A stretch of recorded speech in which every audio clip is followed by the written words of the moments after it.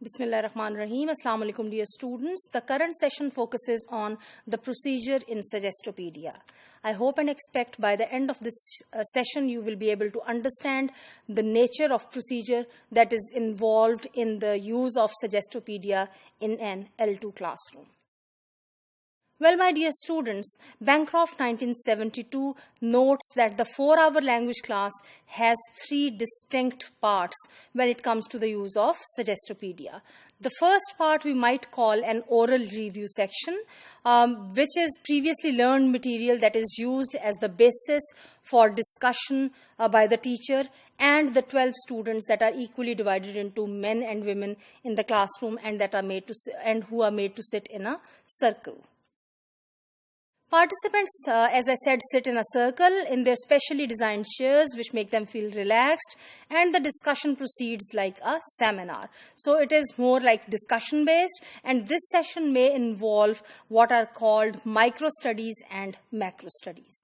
Well, in micro studies, specific attention is given to grammar, vocabulary, and precise questions and answers. So on the micro level, on the very lower level of the structures, language is dealt with.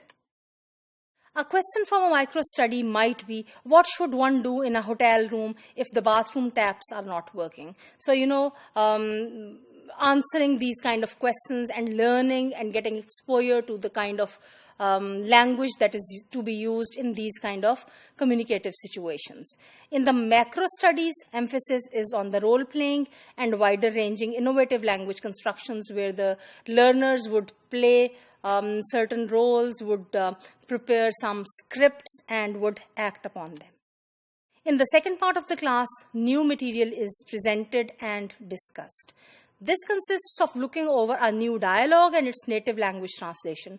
Now, this is interesting that in Suggestopedia procedures, the language that is presented, its Urdu equivalent translation is also used.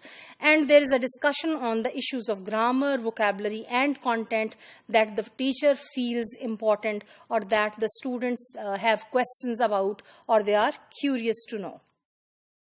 This section is typically conducted in the target language. All the students' questions or comments will be whatever language the students feel he or she can handle. So the student is not restricted to limit himself or herself only to L2. The way they feel comfortable handling the questions, they are allowed to. Students are led to view the experience of dealing with the new material as interesting and undemanding of any special effort or anxiety. And I think in the whole procedure, what is more important in Suggestopedia than anything else is to keep the students relaxed and free of any kind of anxiety.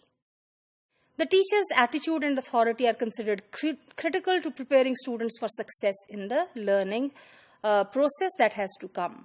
The pattern of learning and use is noted, that is fixations, reproduction, and new creative productions. Teacher keeps a record of all that so that the students will know what is expected. So actually the students would have a very passive role, whereas the teacher would guide them through, the whole process of learning.